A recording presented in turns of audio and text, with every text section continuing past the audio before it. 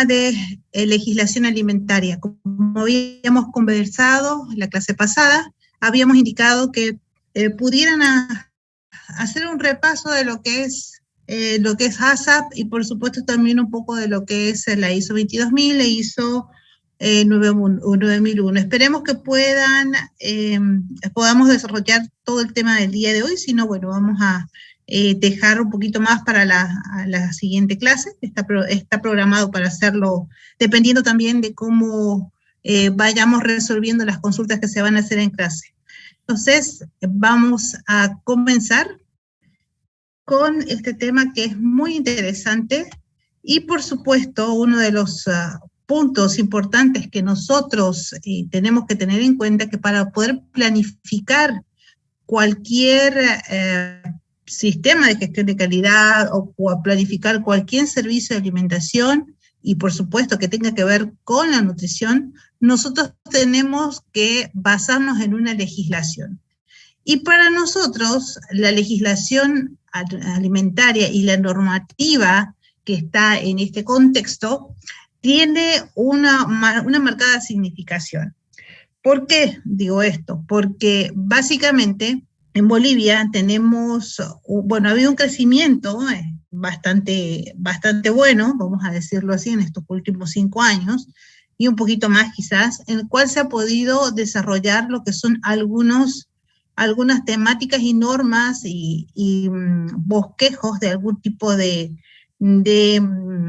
documentos, guías, referente a algunos productos alimenticios. Y por supuesto, también para desarrollar alguna normativa técnica, se ha basado, por supuesto, también en lo que es basarse en este caso en lo que son otros tipos de legislaciones de países vecinos.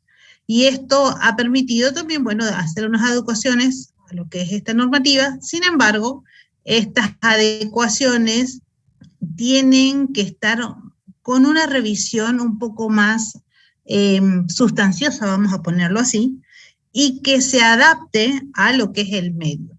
Hay que tener en cuenta que una legislación, lo vamos a ver un poquito más adelante, una legislación dentro de todo lo que es normativa alimentaria está bajo el concepto de poder trabajar en función de 2 puntos fundamentales. Una situación en que el gobierno esté dispuesto a lo que es hacer los controles reglamentarios y la industria esté comprometida con la inocuidad y la salud de lo que es la población. Entonces, esos son los 2 factores fundamentales. Lamentablemente todavía tenemos ciertos estamentos de grupos de personas en las cuales todavía creen que producir alimentos no se le tiene que dar la seriedad que corresponde. Entonces, y esto es lo que vemos muchas veces cuando existen profesionales en los cuales no se enmarcan a lo que pide una normativa y, por supuesto, no tiene lo que son los criterios técnicos necesarios para poder hacer lo que es una producción y una elaboración de alimentos bajo lo que se pide y, por supuesto, que esté bajo el contexto fundamental de, inclusive, tratándose lo que es un códex. Vamos a un poquito más comentar. Y por eso, con todo lo que yo les mencionaba a ustedes, que para poder trabajar con legislación alimentaria, existen lo que son una serie de estamentos que son los marcos jurídicos, y estos marcos jurídicos están basados en la parte nacional, que tienen su significación, vamos a ponerlo así, en el control de lo que son los alimentos. Cabe destacar que cada uno de los países de Sudamérica y de los países en general rige un sistema de normas y leyes, vamos a ponerlos así, de leyes directamente, y reglamentos en los que se van a establecer los requisitos que piden los gobiernos para que la producción o en sí los que son los operadores de la cadena alimentaria puedan cumplir y garantizar, en este caso, lo que es los animales, los alimentos que sean inocuos y por supuesto de una calidad adecuada. Yo les consulto a ustedes, qué entendemos nosotros por el término de calidad? ¿Qué entendemos nosotros por el término de calidad? Calidad de alimentos, vamos a hacer así, calidad de alimentos, netamente. Estamos hablando aquí que sean inocuos y de calidad adecuada. Estamos pidiendo eso en un alimento. ¿A qué se refiere con la calidad adecuada? Sería, ingeniera, un producto.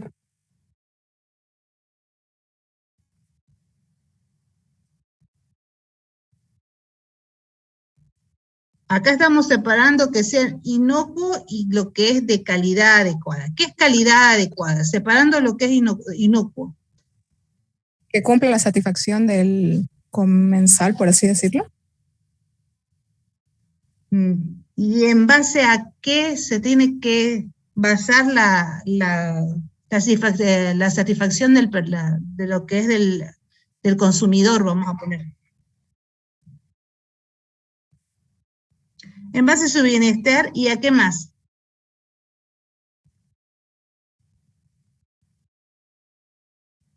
Eso lo ven con el ingeniero Ewes.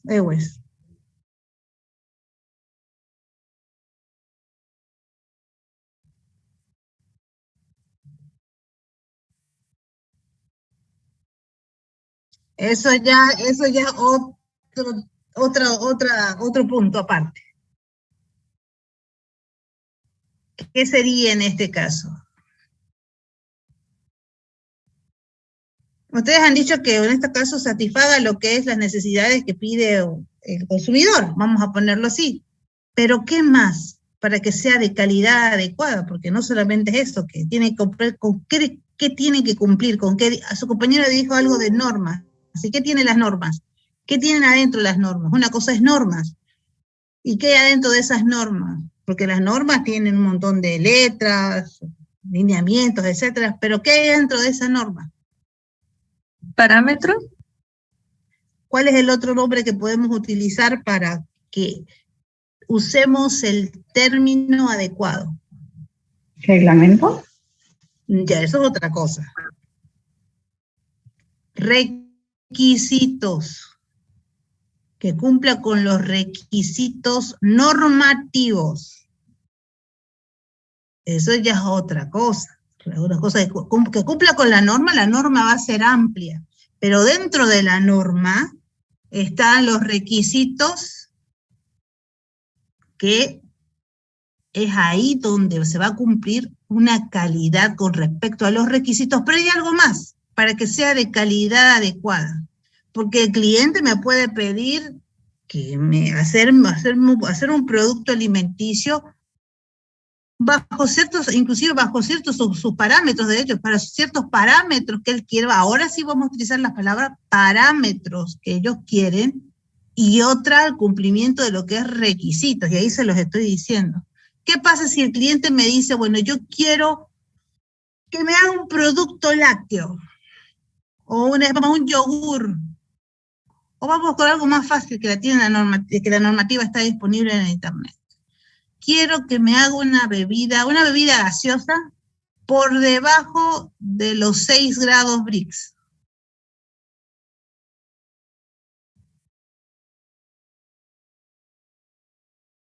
¿Qué pasa aquí? ¿Qué me está pidiendo el cliente? Me está pidiendo un producto que está fuera de los requisitos normativos y que por más que me pida hacer un producto de esas características, yo no lo voy a poder hacer. Y aquí me voy a la parte de Bolivia.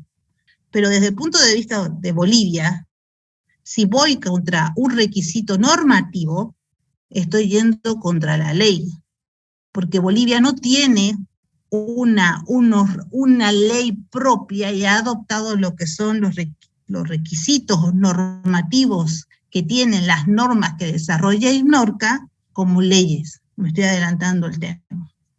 Y si yo no cumplo esos requisitos y hago productos en estas características, vamos a verlo más adelante, y me encuentro realizando todo esto, entonces voy a tener un gran problema porque estoy teniendo una grave situación en la cual yo estoy infringiendo o estoy violando lo que es la salud pública. Todo lo que tenga que ver con alimentos está relacionado con salud pública.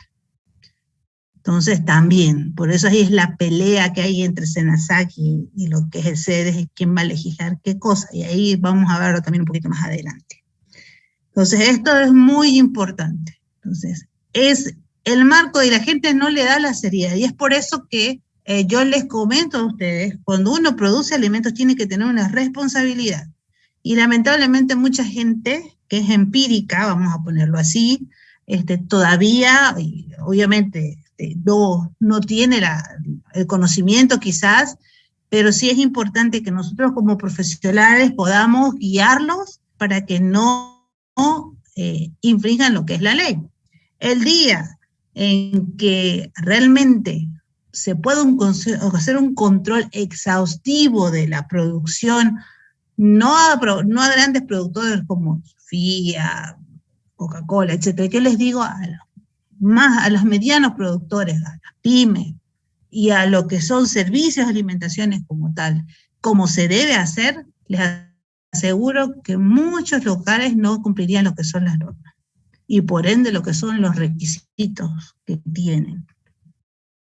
Normas que estoy hablando que adentro de esas normas hay un montón, que dice su compañera, un montón de situaciones que hablan los documentos como tales, y por supuesto los requisitos algunos serían incumplidos, por supuesto que otros no, pero hay una gran mayoría que sí.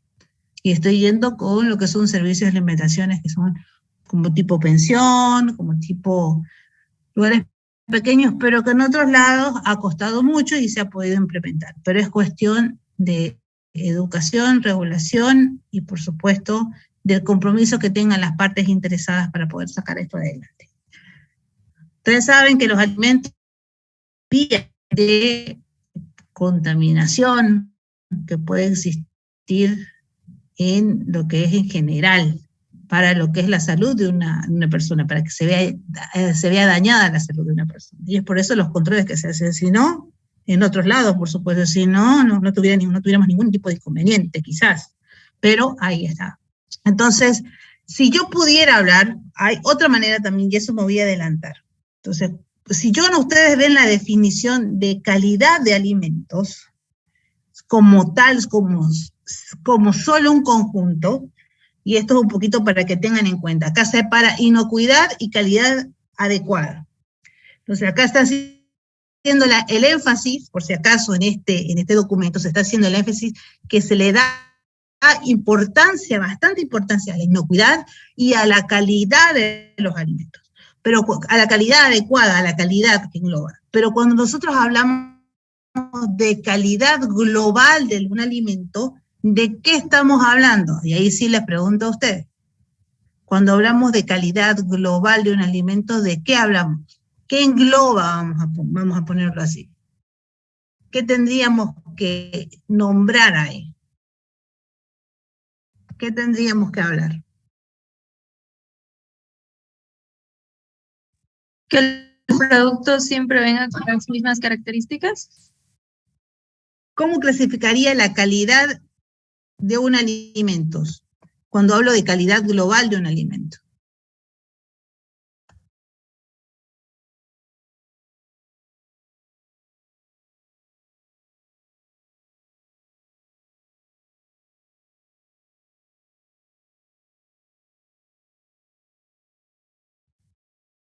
Miren las diferencias en términos que estamos utilizando. Calidad global de un alimento.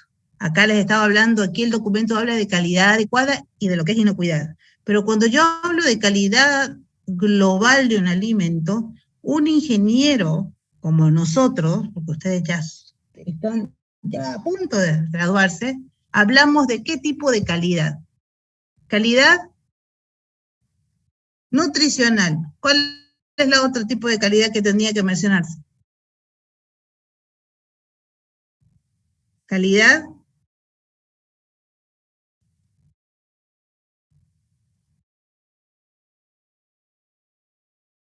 ¿Cuál sería la otra? Organoléptica. ¿Qué más? ¿Cuál sería la otra calidad? ¿O qué englobaría la calidad? La calidad global de un alimento. Sensorial puede ser, ingeniera. ¿Qué diferencia hay entre sensorial y organoléptica? ¿O son términos iguales?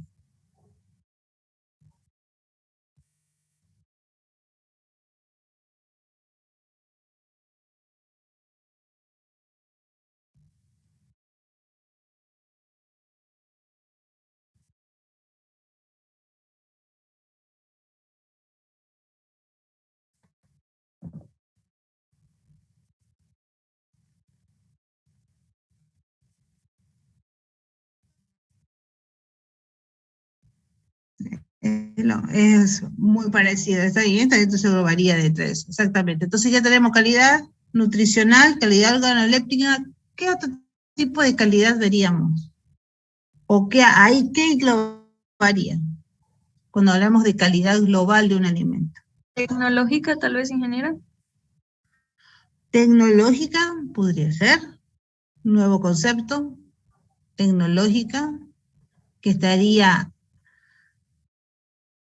relacionada justamente con lo que es la producción. Hay otro punto más.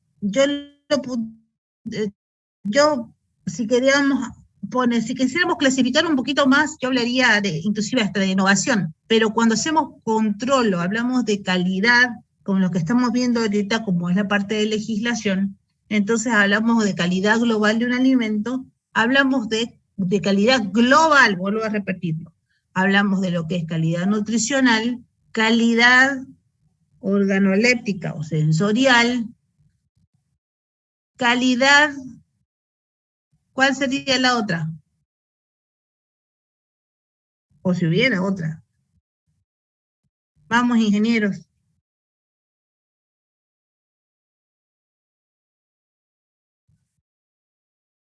Microbiológica.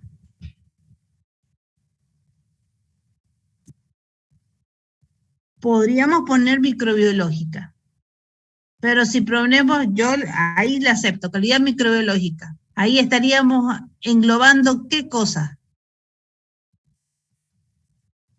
qué tipo de microorganismos.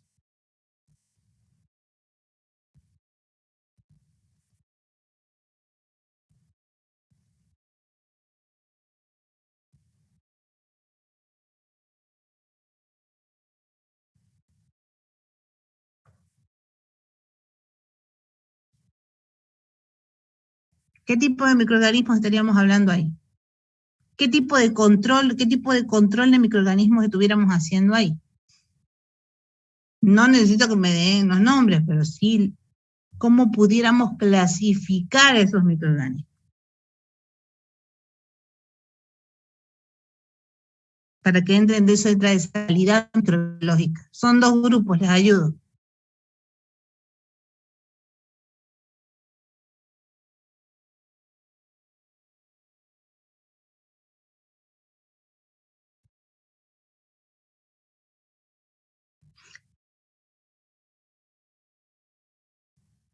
Patógenos, ingeniera. Muy bien, patógenos. ¿Y el otro? ¿Y el otro grupo? Bien, ven que sabe, patógenos, ¿qué más? ¿Qué más? Sin miedo, vamos.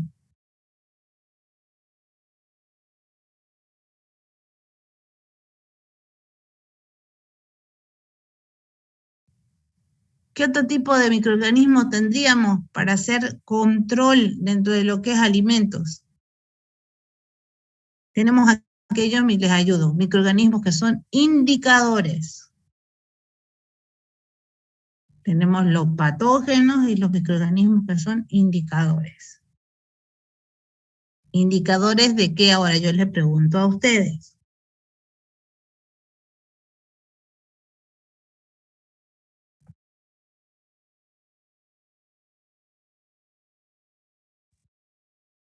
¿Qué son las mesófilas aerobias? Bacterias mesófilas aerobias. Son microorganismos, pero ¿qué función cumplen dentro de lo que es el control de alimentos?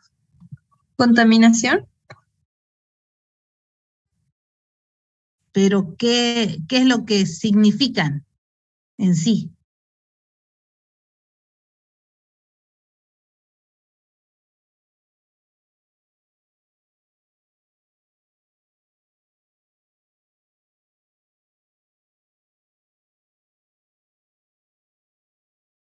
Vamos a tener que repasar los apuntes del ingeniero Pedraza.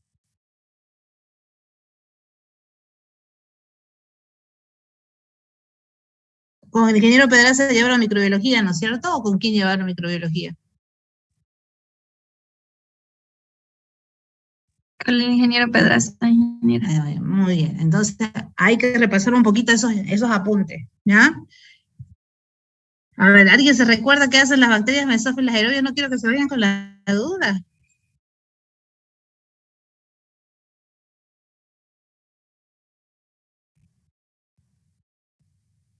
Esos son, por ejemplo, microorganismos indicadores.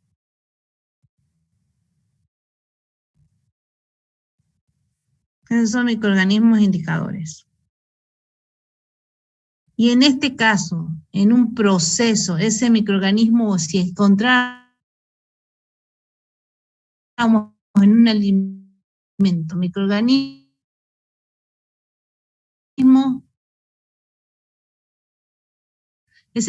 ¿qué me indicaría?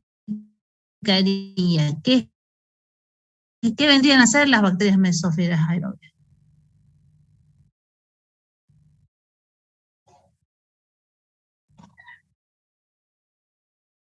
¿Qué vendrían a ser?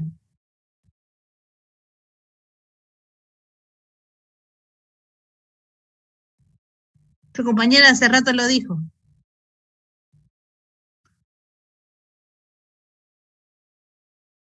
Indicadores de contaminación, podría ser indicadores de un mal proceso,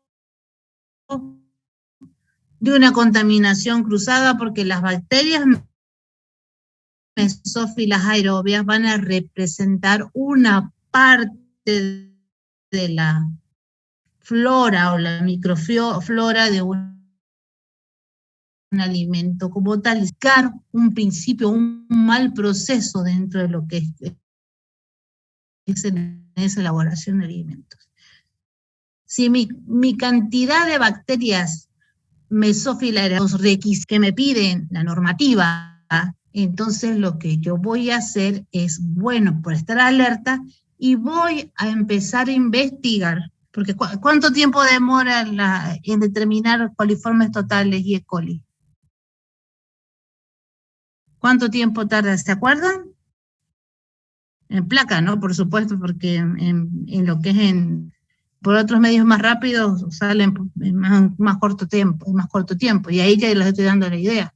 Las bacterias mesófilas aerobias por el método tradicional, en 24 horas ustedes tienen lo que son los resultados, y le da el resultado general de todo lo que es la flora microbiana que tiene lo que es el producto. La representación. Y si eso está elevado, prendo las alertas y digo, entonces quiere decir que este producto está contaminado, pero ¿qué parte? Entonces voy a esperar a que salgan los demás ensayos que generalmente están direccionados a ver si son microorganismos patógenos, ¿no es cierto? Pero ya ese es indicadores, ya el otro es indicador. Y hay algunos microorganismos que cumplen la función de ser patógenos y también ser indicadores. O la familia cumple ser indicadores y ser patógenos. Entonces, eso está. Entonces, ahí estamos hablando de calidad microbiológica. Entonces, estamos hablando de ese grupo de microorganismos, de todos esos grupos de microorganismos. Y ahí entran la clasificación de todos los microorganismos. Ok, miren cómo hemos desglosado la calidad de la global del alimento, y ya hemos abarcado ya como 3 materias. Ok, entonces sigamos. ¿Qué más vemos en un alimento? ¿Qué más podríamos ver en un alimento, como calidad? ¿Será que todos, la calidad nutricional, no nos faltará algo más aparte de la calidad nutricional? ¿Qué es el pH? ¿Qué es la acidez?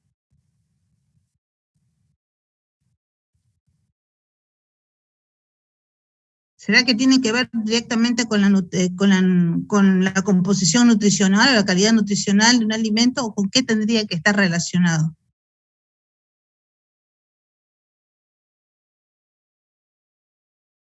¿Con la calidad físico-química? Muy bien.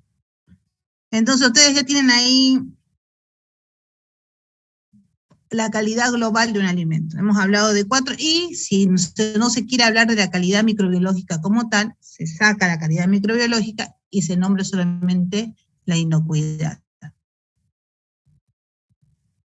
Entonces, ¿por qué? Porque la inocuidad ve y vela justamente por todos los procesos, y por obviamente estar relacionado con, por supuesto, con lo que es la calidad microbiológica como tal.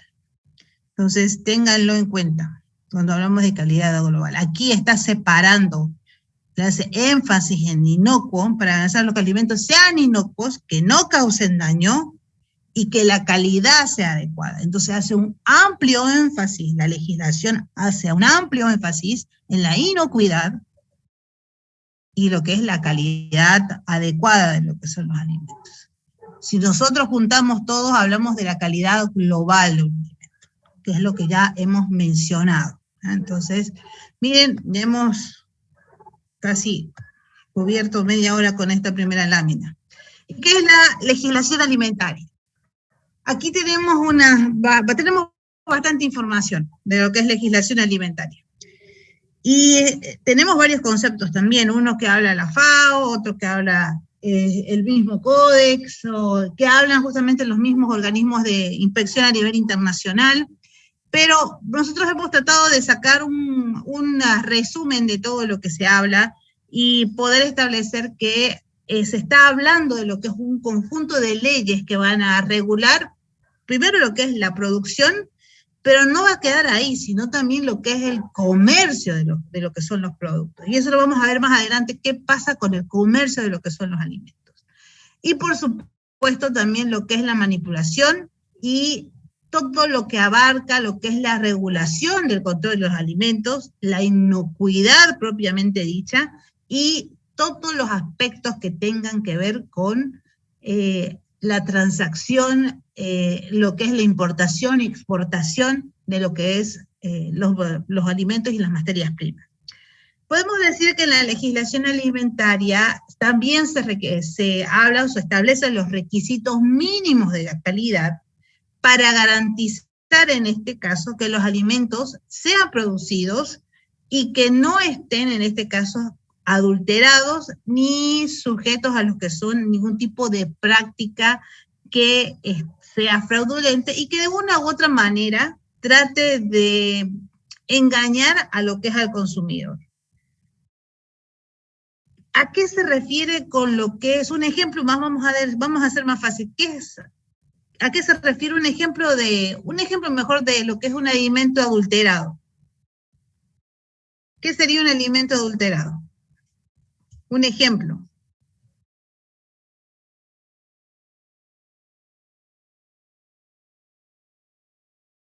Que es en el cual se le ha cambiado el contenido que tenía. Por ejemplo, más antes había mucho con el problema del aceite, ¿no? Y en algunos casos ocupan la marca y el envase y ponen otro contenido, engañando al cliente en este caso.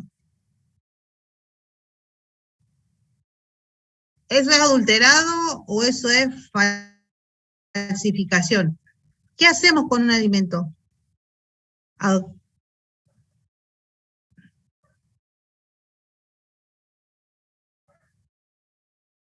para que un aceite sea adulterado, ¿qué tiene que tener el aceite en este caso?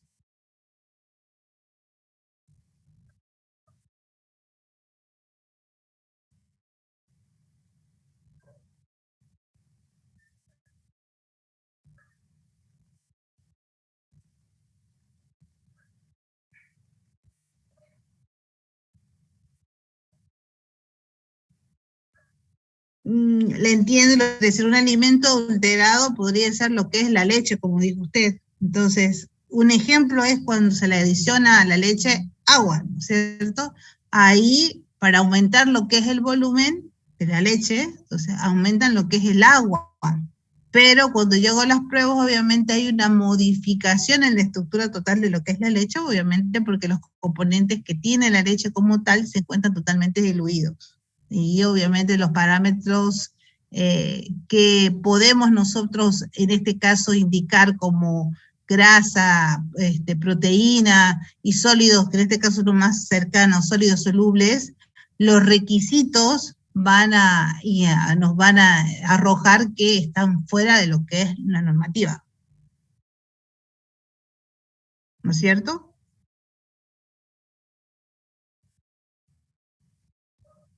¿Se dieron cuenta de la diferencia entre parámetro y requisito?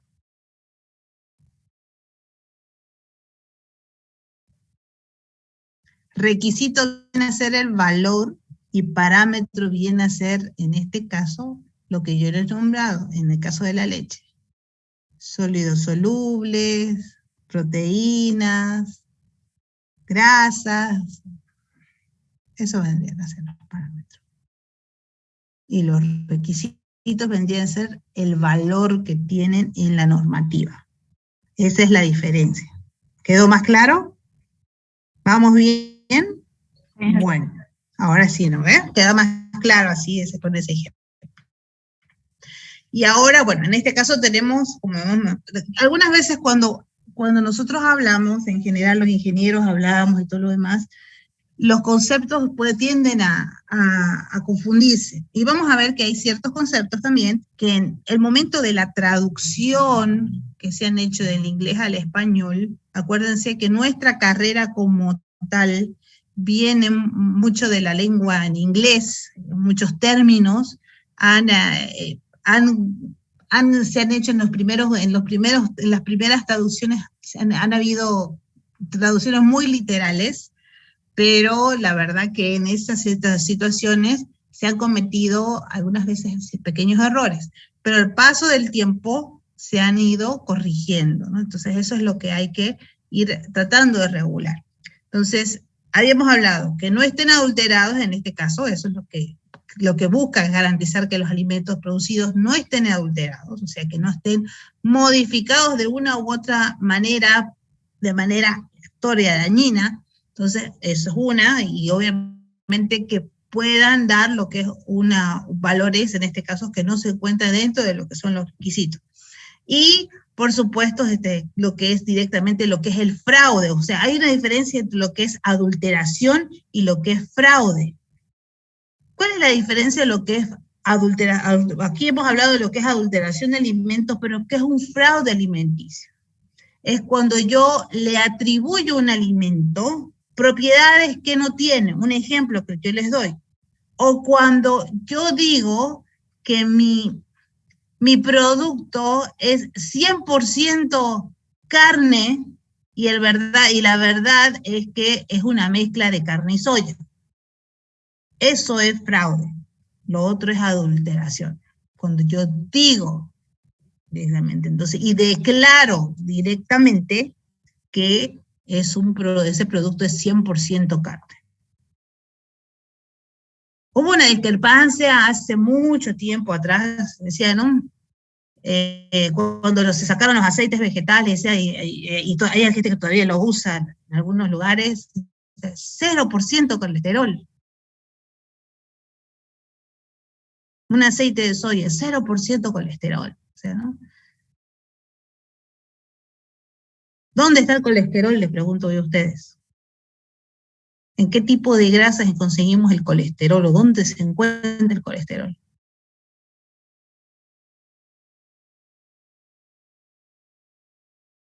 Grasas animales. Por supuesto, entonces se supone que en un aceite vegetal no vamos a encontrar colesterol, pero se veía en lo que son las propagandas y en las marcas 0% colesterol. Entonces ya estábamos, era ahí la situación, ¿esto es fraude, no es fraude? O sea, o qué sugestión, o qué es manipulación. Entonces hubo una discrepancia y todo eso.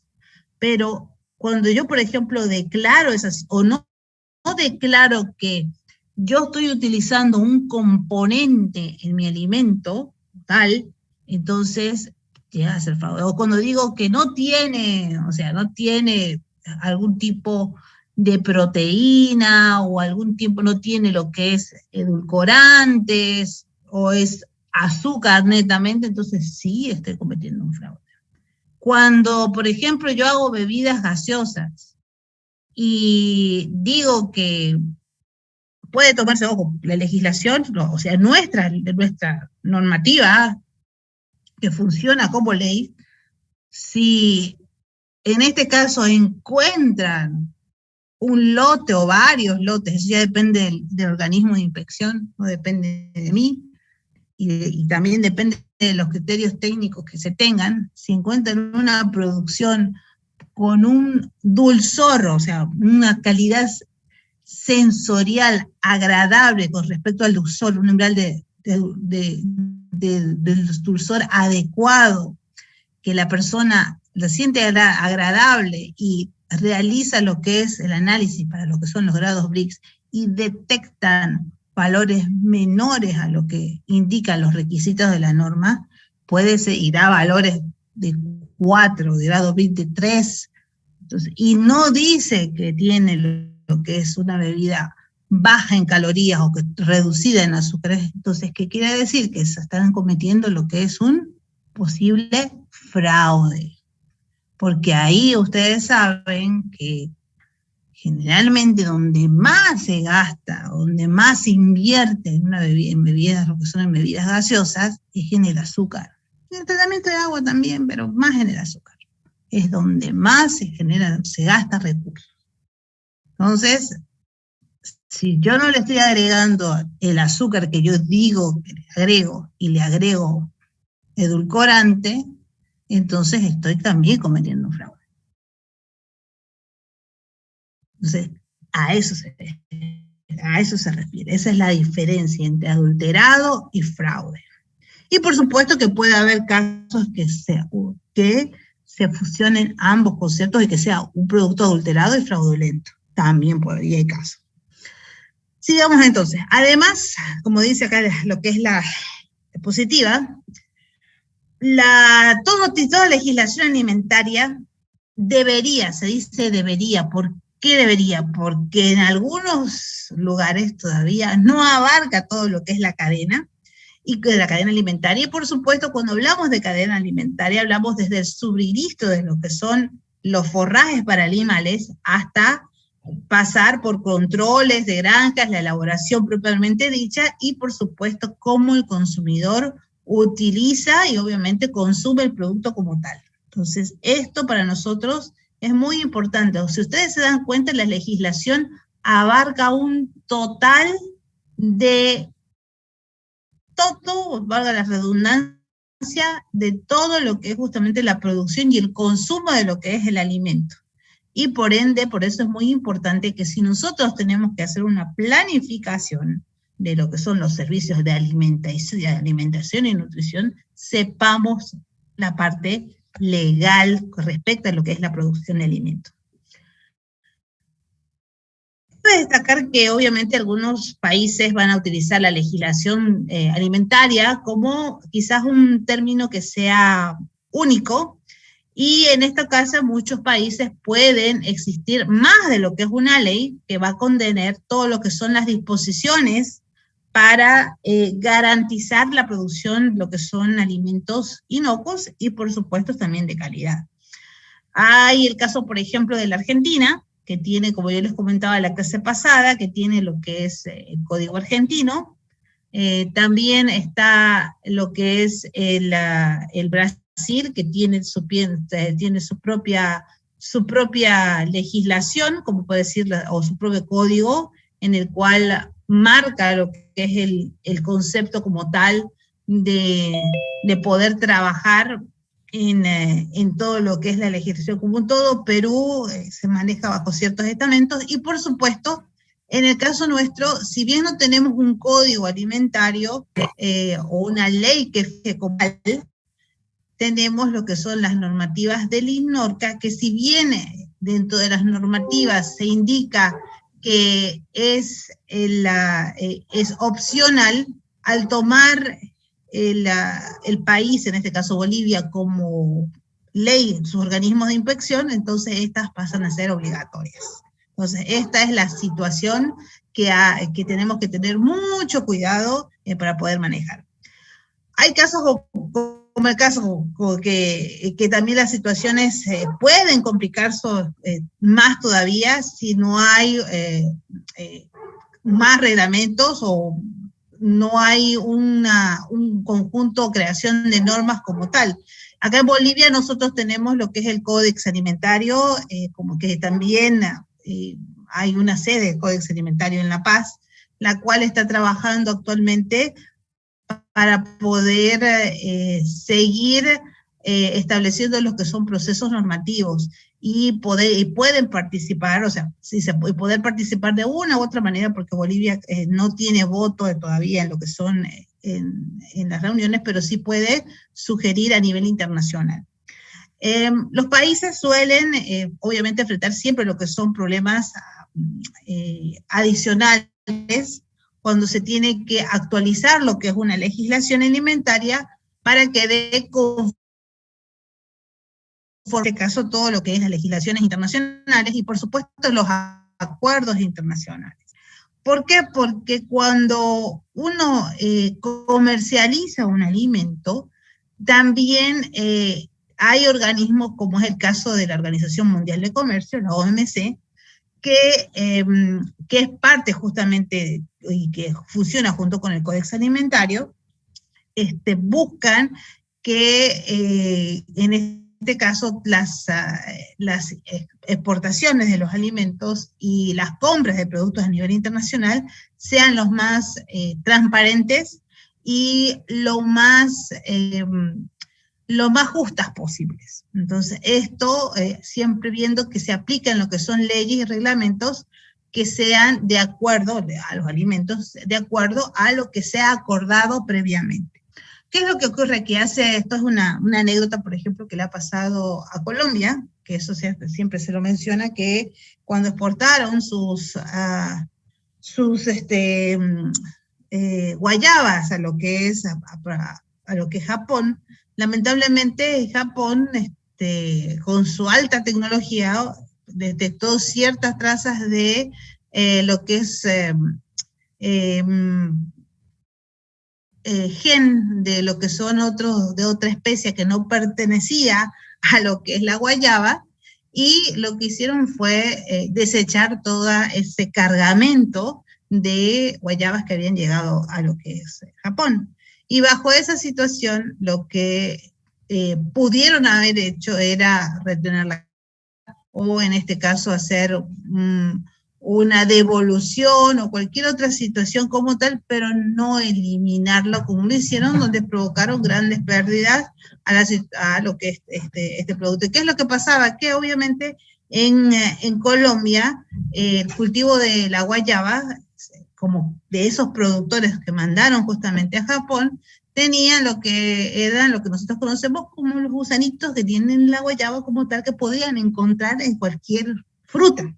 Entonces, lamentablemente se tomó la muestra donde estaban justamente esta situación y estaban estos gusanitos, y lamentablemente ese era el gen diferente que encontraron a la guayaba, y lamentablemente todo esto botaron a lo que es, desecharon lo que era una parte al mar, la otra parte la quemaron. Entonces todo esto fue una situación bastante complicada para lo que es los productores de lo que es Colombia con respecto a la guayaba.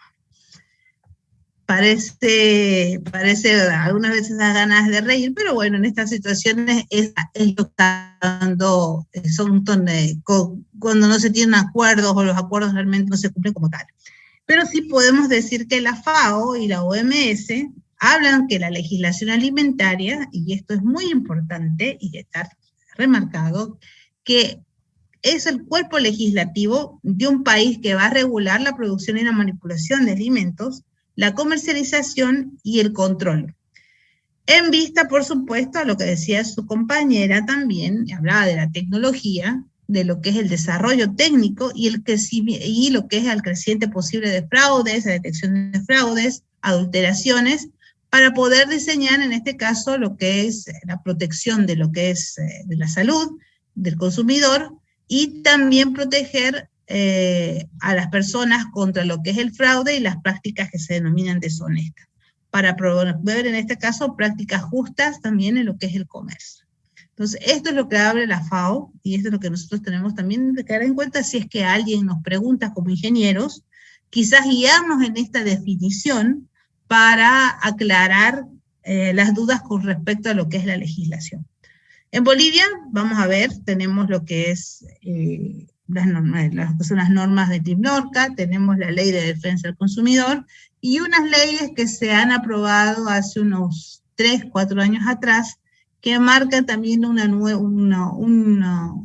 trabajo que se está haciendo con lo que es el SENASAG para poder hacer lo que es la regulación de lo que son los residuos alimentarios, ¿no? Donde se producen los alimentos. ¿Cuáles son los objetivos de la legislación? Los objetivos de la legislación alimentaria, básicamente podemos nombrarlos que son 3. Y uno es brindar lo que es la información actualizada sobre los requisitos para la producción y comercialización de alimentos en el país. ¿Qué quiere decir esto? Que cada país debe actualizar lo que es los requisitos que tienen, o en este caso actualizar las normas en las cuales están dentro de lo que son sus requisitos, y en este caso puedan informar a los productores, a lo que son los comerciantes y por supuesto a las personas que quieren introducir también productos a Bolivia con respecto a este grupo de alimentos o grupo de alimentos específicos como tal. El otro objetivo que percibe lo que es la legislación alimentaria es asegurar que el alimento obviamente sea inocuo, sea nutritivo, y acá entonces se introduce un nuevo término, que sean genuinos. Y cuando nosotros hablamos de genuinos, se puede hablar de muchas cosas, pero dentro de lo que es la alimentación, estamos hablando de que los alimentos no tengan, en este caso, situaciones de adulteración como tal, y que en algún momento estén modificados con respecto a su estructura general. Y que sean también genuinos de una u otra manera, también a lo que es el lugar donde es la población y por supuesto a quienes obviamente se les va a comprar. Otro punto también importante que está dentro de los objetivos de la legislación alimentaria es producir lo que es un impacto positivo en lo que es la salud pública, en el desarrollo social, en el desarrollo económico y en las relaciones comerciales con otros países. Cuando hablamos ya de salud pública, estamos hablando netamente de lo que son inclusive políticas, que es lo que mismo hemos visto en la clase pasada. Entonces, salud pública es algo que le compete a todos y por supuesto eso. Y lo que ustedes están viendo compete también en todos estos 4 estamentos, le compete lo que es netamente lo que es el gobierno. Entonces, por eso es la importancia de la producción de alimentos, ¿no? Porque impacta en la salud pública, el desarrollo social, el desarrollo económico y las relaciones comerciales entre países. Entonces, el impacto positivo que tiene que producir la legislación alimentaria en estos 4 estamentos es fundamental. Y bajo ese contexto podemos decir que las normativas en este caso, las normas bolivianas o cualquier legislación va a estar estableciendo lo que son normas y reglamentaciones actualizadas con bases científicas. O sea, tienen que tener un criterio científico que sirvan para lo que es un control efectivo en lo que respecta a los cuidados de los alimentos y también, valga la redundancia, en el control de la calidad de lo que es el alimento. Entonces, no solamente eso, pero debe ser un criterio técnico en bases científicas. ¿Y qué quiere decir con bases científicas? Que si yo estoy dando, y ahí viene un análisis que los mismos organismos de inspección y el mismo gobierno nos ha hecho, que las normas, algunas normas bolivianas, han sido asociadas en este caso, se han tomado elementos de otras normativas de otros países, pero no se la han sometido a un estudio exhaustivo. ¿Qué quiere decir esto? Que no se han tomado lo que son el tiempo necesario en algunos casos de poder hacer pruebas para ver si efectivamente los requisitos y límites que tienen, los números que salen esos, están enmarcándose al marco territorial del país. A eso es lo que se refiere. Hay algunos que son muy restrictivos, que quizás sea motivo de análisis para establecer. No es que tengamos que ser permisivos con lo que respecta a lo que es el trabajo, pero sí es quizás un poco de analizar algunas normas y efectivamente ver que estos requisitos como tales, que los parámetros y los parámetros que se están midiendo y los requisitos, que los valores que se obtienen en estos requisitos son los adecuados para poder medir en el país. Y ojo, también hablando un poco más de parámetros, que los parámetros que hay, que tienen estas normativas, se pueden desarrollar en lo que es en el país. Imagínense, si yo tengo una fruta y desde me quiero exportar y da la casualidad que solamente hay o no hay lo que es un laboratorio que haga los controles de lo que es pesticidas o un tipo de pesticidas específico, ¿qué hacemos? No nos queda más que mandarlo afuera. Exacto, mandarlo a otro lugar y obviamente el productor va a tener que pagar lo que es en este caso un ensayo caro en otro país.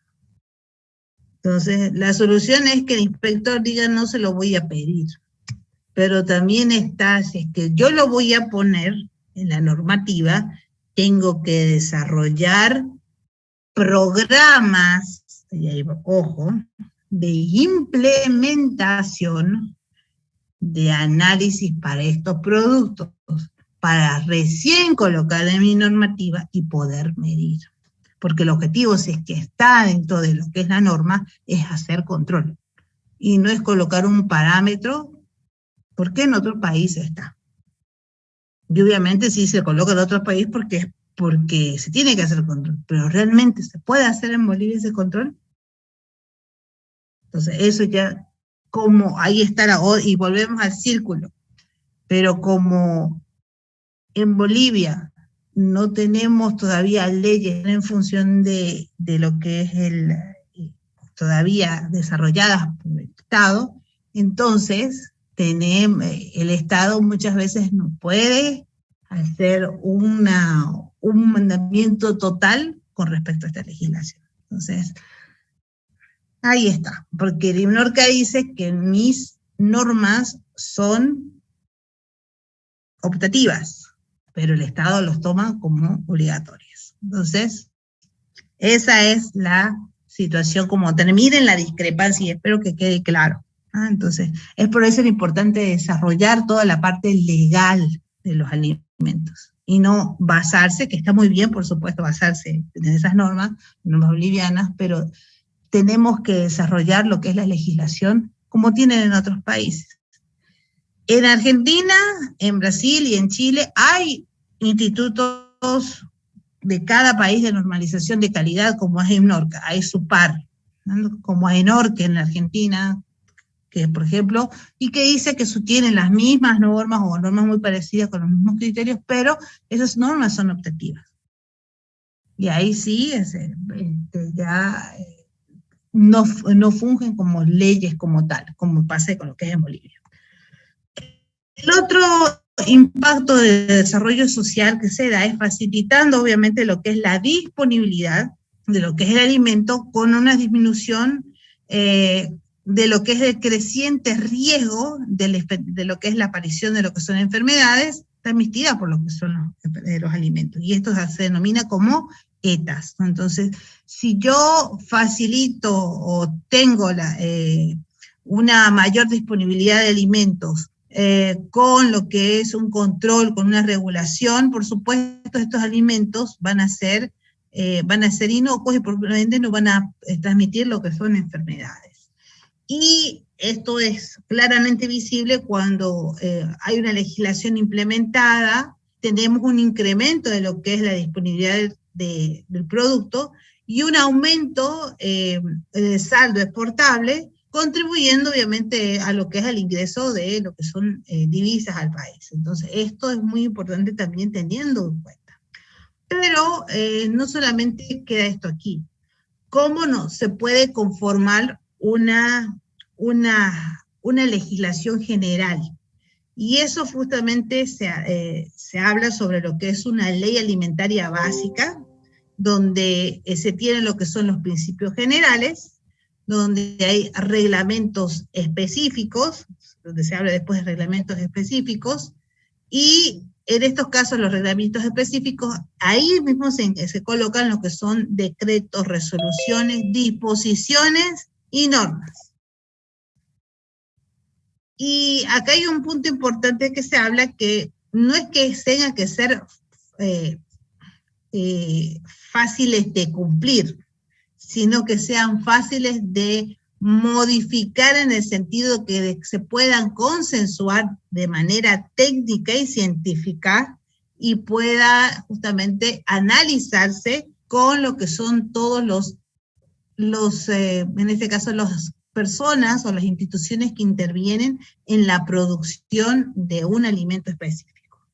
Entonces, si nosotros analizamos cómo justamente se da una legislación, se basa justamente en estos estamentos. Entonces, una ley alimentaria básica y reglamentos específicos como decretos, resoluciones, disposiciones y normas. Nosotros, bueno, hay una ley de alimentos que hay en Bolivia que está desde el año 1900, cuando ustedes ni yo ni habíamos nacido, en el año 1960, que anda rondando por ahí la Cámara de Diputados, y por supuesto hay otros tipos de leyes que también han surgido en estos últimos años. Pero la ley general, por así decirlo, con un nombre como tal, está desde esa época durmiendo el sueño de los justos, que está ahí, ha quedado ahí. Hay un punto importante también de mencionar que la preparación de las normas debe considerarse justamente en función a normas que son horizontales y verticales. Vamos a verlo más adelante qué significa esto de normas horizontales y verticales, y esto se basa, les voy a mencionar solamente eso, que es cómo se aplican estas normativas de manera tal en una cadena alimentaria o un sistema alimentario. Y los objetivos de las normas son proteger obviamente la salud de los consumidores, por eso tenemos estas normativas bolivianas, asegurar las prácticas equitativas de lo que es el comercio internacional de alimentos y coordinar toda labor de normalización internacional sobre los alimentos. Entonces, si nosotros tenemos estas normativas internacionales van a bajar a lo que son las normativas nacionales y van a ayudar a que se hagan lo que son estudios y por supuesto aplicaciones. ¿Cuáles son las normativas internacionales? Las normativas internacionales en este caso, cuando son específicamente para requisitos, estamos hablando del Códex Alimentario. Y ahí cuando justamente ustedes lo han visto ya quizás un poquito más desglosado en lo que es la materia de análisis de elementos, me imagino que sí, un poquito lo vieron, que esto es un conjunto, obviamente, de lo que son normas y directrices y códigos de prácticas aprobados por, obviamente, una comisión de Códex Alimentario. Y esta comisión, por si acaso, también forma parte justamente de lo que es la Cámara justamente de Comercio, y va a constituir un elemento, en este caso central, del programa que tiene la FAO y la OMS con lo que es justamente la Organización Mundial de la Salud, que habla justamente sobre lo que son las normas alimentarias y que se establecen. Y por si acaso, de aquí, si ustedes se recuerdan, de esta alianza que salió de la FAO y la OMS, de esta unión, surgió también lo que son las normativas de buenas prácticas de manufactura y de lo que es el HACCP. Entonces, con esa finalidad también como proteger lo que es la salud del consumidor y obviamente promover las prácticas del comercio que sean lo más legales posibles. Y un punto importante es que la población en general de todo el mundo tiene derecho a tener acceso a los alimentos que obviamente sean de buena calidad, y ahí estamos separando inocuos, que sean nutritivos y también que sean genuinos. Estos objetivos que ustedes están viendo y que vieron anteriormente deben quedar contenidos de una u otra manera en cada una de las legislaciones nacionales y en los programas de protección de alimentos que todos los organismos de inspección elaboran a nivel internacional o a nivel nacional.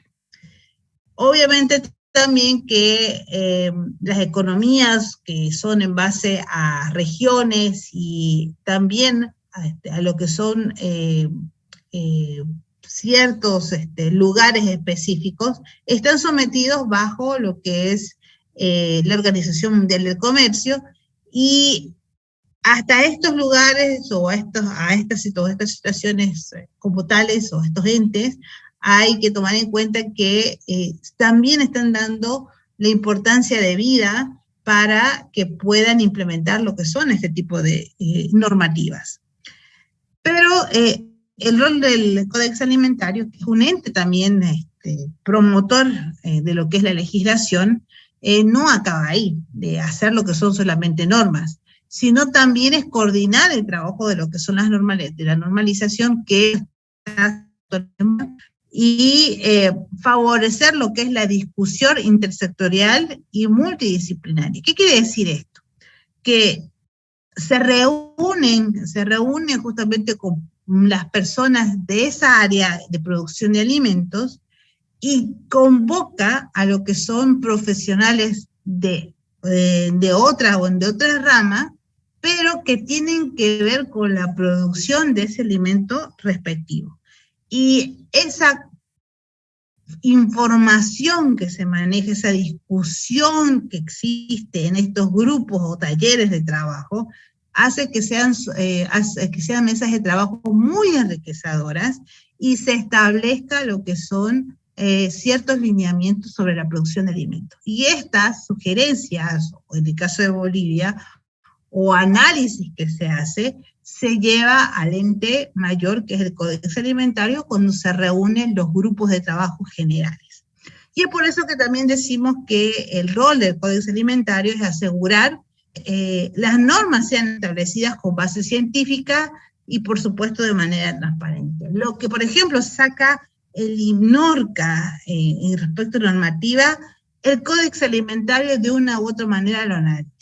Entonces, para ver si es que efectivamente está dentro de lo que pide, va a estar dentro del mercado de lo que obviamente se necesita para la comercialización de alimentos y que tienen que ver con la ubicuidad. Y por supuesto, las normas Códex están basadas en los trabajos que han hecho los comités de expertos, y es ahí donde cada país, como el caso de Bolivia, hace las sugerencias al comité de expertos, que es en este caso el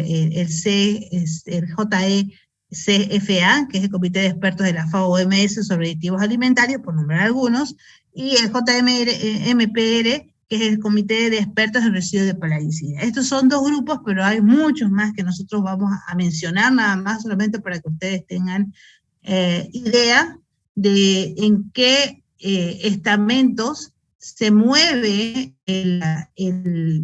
justamente el Códex, o el rol que tiene el Códex en función a los comités de expertos. Y ustedes están viendo que el comité de expertos está, comité sobre asuntos generales, que es a nivel horizontal, donde se aplican, se van a aplicar lo que son normativas también, y lo que hemos mencionado en normas horizontales, que están regulados por lo que son grupos de países. Si nosotros nos vamos a este comité de asuntos generales, los principios generales de la normalización, por así decirlo, lo tiene lo que es Francia. El etiquetado de los productos alimenticios lo tiene Canadá, o sea que todas las etiquetas o lo que ustedes ven, el contenido que debe tener una etiqueta, cómo se debe hacer el etiquetado de un alimento, fue regulado por el comité, este tipo de comité de asuntos generales, y está en la presidencia, o lo preside Canadá. O sea, todo está en función de Canadá. Todo lo que tenga que ver con aditivos y contaminantes lo ven los Países Bajos, higiene de los alimentos lo ve netamente Estados Unidos, y residuos de plaguicidas lo ve los Países Bajos. ¿Por qué se nombra a estos países? Porque son los que, de una u otra manera, son los que más exportan o importan lo que son estos productos. Entonces, bajo ese contexto, son los que tienen cierto grado de participación mayor en lo que es en el mercado, y también por el grado de incidencia de algún tipo de problemática que hayan podido tener. Métodos de análisis y toma de muestras lo tienen en Hungría, y inspección y certificación de importación y exportación de alimentos lo tiene Australia, por la cantidad, obviamente, de alimentos que ellos justamente exportan para lo que es el país. Y todo lo que tenga que ver con nutrición y alimentos para regímenes especiales lo ve Alemania. También tenemos comités sobre productos, en este caso, que están direccionados, por ejemplo, ustedes lo están viendo, para frutas y hortalizas, para grasas y aceites, para lo que son frutas y vegetales frescos, para lo que son aguas minerales, naturales minerales, perdón, para productos del cacao y chocolate, pescados y productos pesqueros, todo lo que tenga que estar relacionado con estos comités que son verticales, lo ve estos países. Y hay comités netamente sobre productos también, que habla de azúcar y miel, leche y productos, higiene de carne, sopas y caldos, cereales, y así sucesivamente. Pero, como les mencionaba, también nos movemos, o se mueve, mejor dicho, en función a los acuerdos que se han desarrollado hace mucho tiempo, porque no solamente están en función a lo establecido, sino acuerdos, por ejemplo, de negociaciones multilaterales que se dieron, esto solamente como un pantallazo general para que ustedes lo sepan. Lo que hizo generalmente esta organización o estos acuerdos del GATT fue fomentar las negociaciones como tal, y de ahí nace lo que es la Organización Mundial del Comercio, para que después la Organización Mundial de Comercio puede hacer lo que son acuerdos y medidas en función a lo que son todo lo que tiene que ver con medidas sanitarias y fitosanitarias, que es la MSF, que es un ente también regulador, y todo lo que tenga que ver con acuerdos y obstáculos técnicos del comercio, que es la OTC. Entonces, que ve toda esta parte de que por qué tal país no me dejó exportar o no puede ingresar cierta mercadería a tal país. Entonces, este tema lo ve la OTC. Nosotros vamos a estar enmarcados quizás más a los medios de acuerdos sanitarios y fitosanitarios, que es la MSF. De una u otra vez quizás podamos llegar a tocar algún documento de la OTC, les comento en el marco legal o de nuestro trabajo en sí, de manera general, más vamos a estar inclinados a estar mirando quizás legislaciones que tengan que ver con esta parte de los acuerdos y medidas de la MSF. Inclusive hay textos para lo que es ciertos tipos de controles también que están marcados directamente por la MCF. Y comentarles también que dentro de estos, dentro de lo que son los acuerdos que se han hecho de lo que son la Organización Mundial de Comercio, están, como lo habíamos mencionado, los acuerdos de aplicación de medidas sanitarias y fitosanitarias, que ya vienen como tal, y lo que les había mencionado, la OTS, y un punto importante que en función a la MCF y el CODES, pues se puede hacer lo que es en este caso unir lo que son fuerzas para poder seguir haciendo lo que es el control exhaustivo para lo que son los productos que tengan, o que en este caso sean de origen vegetal. Entonces ahí se ve mucho lo que es el control de lo que son plaguicidas, de lo que es tratamientos alternativos, inclusive para lo que es la producción de cultivos que sean mucho más ecológicos y que no tengan que intervenir en algunos casos lo que es productos químicos y así sucesivamente. Y por supuesto el CODES como tal las funciones proteger netamente la salud de lo que es el consumidor. Hay un punto también que hay que destacar, que las medidas de inocuidad de los alimentos siempre van a ser necesarias para proteger obviamente lo que es la salud pública, y si es que nosotros vamos a exportar y todo lo demás, debemos enmarcar o deben ajustarse a las normas CODES, si estamos refiriéndonos a cada uno de los países. Pero la tendencia justamente que se tiene actualmente es aplicar y transformar lo que es las normativas que se tienen en cada país y que sean lo más parecidas a lo que es el Codex sin que afecte lo que es el control netamente, o sea, a través de lo que son los parámetros y lo que es los requisitos como tales, que no afecten a lo que es la inocuidad. Los reglamentos nacionales se van a ajustar también a lo que es el Códex y tienen que satisfacer los requisitos estipulados por los acuerdos de la MCF, que es lo que vimos hace un ratito, y también deben estar enmarcados a las prácticas para la producción y elaboración de lo que son alimentos. El uso seguro de aditivos de alimentos también debe estar consensuado, y el control de residuos de plaguicidas y medicamentos veterinarios. Cuando yo hablo de prácticas higiénicas para la producción y elaboración de alimentos, ¿a qué me estoy refiriendo? Les pregunto a ustedes.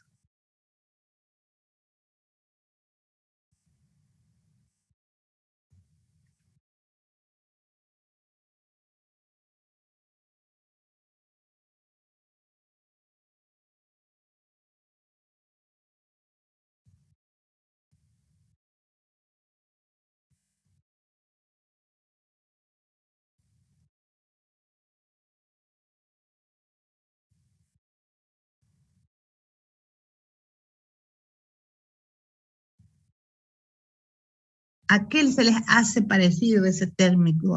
¿A dónde lo han visto? Prácticas higiénicas para la producción y elaboración de alimentos.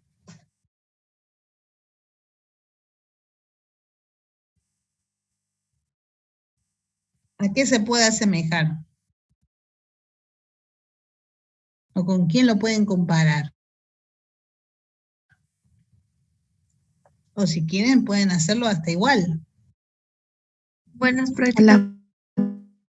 Buenas prácticas de... Excelente, muy bien, para las buenas prácticas de manufactura.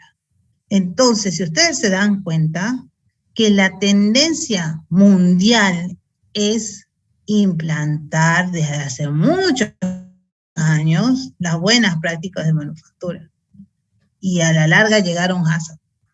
Eso es lo que se busca, sí o sí, porque con las prácticas higiénicas dentro de la producción y la elaboración de alimentos vamos a asegurar que los alimentos, valga la redundancia, sean inocuos.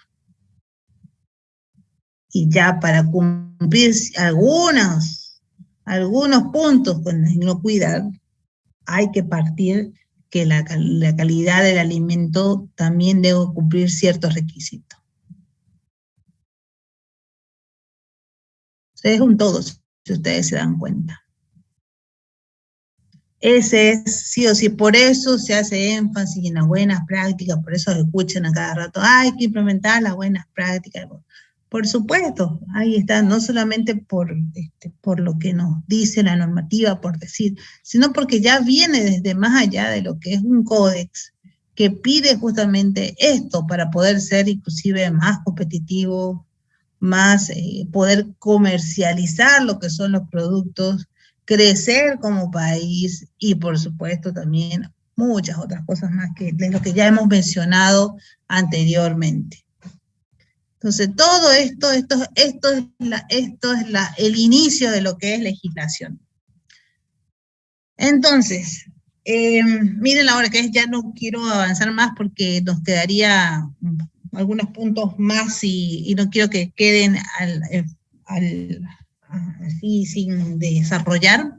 El día viernes vamos a continuar lo que es la clase. Les pido por favor que sigan repasando sus apuntes de microbiología, de control de calidad, que es siempre bueno tenerlos a mano para poder discutir lo que son algunos conceptos que tenemos, y si tenemos dudas es preferible, que podamos resolverlos aquí en clase. Así, como estamos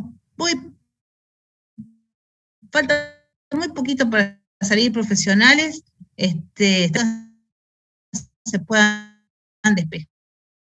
Y si algo no conocemos, pues entre todos los que estamos aquí, ahora de manera virtual, ya de aquí unas 2 semanitas, ya de manera presencial, podamos justamente resolverlas entre todos. Entonces eso es importante. Acuérdense que generar uno de los puntos para poder aprender más y para poder ser receptores de la información es generar justamente debates técnicos, vamos a poner así, no políticos, debates técnicos y científicos.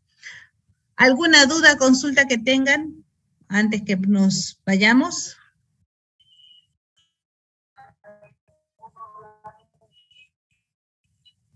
Ingeniera, una consulta, lo que estamos haciendo caso especial respecto a las tareas que se va a subir a la plataforma. Los de caso especial. Ya, yo he sido clara con uno de sus compañeros que hemos hablado, ya, entonces, caso especial, solamente una sola persona se ha dirigido a mí de caso especial. No sé quiénes más están de caso especial. Entonces yo les pido que se contacten conmigo, porque solamente las personas que han hablado conmigo de caso especial, a esas personas yo les estoy tomando en cuenta. El resto, no sé quiénes son, solamente de sus nombres, y mis clases, por supuesto, son abiertas a que puedan entrar y participar conmigo, ¿no? O sea, no hay ningún problema. Mientras puedan participar, yo no tengo inconveniente. Pero sí, comuníquense conmigo, por favor, para los que son de casos especiales. Está bien, ingeniera, gracias. De nada. ¿Alguna duda más que tengan, por favor?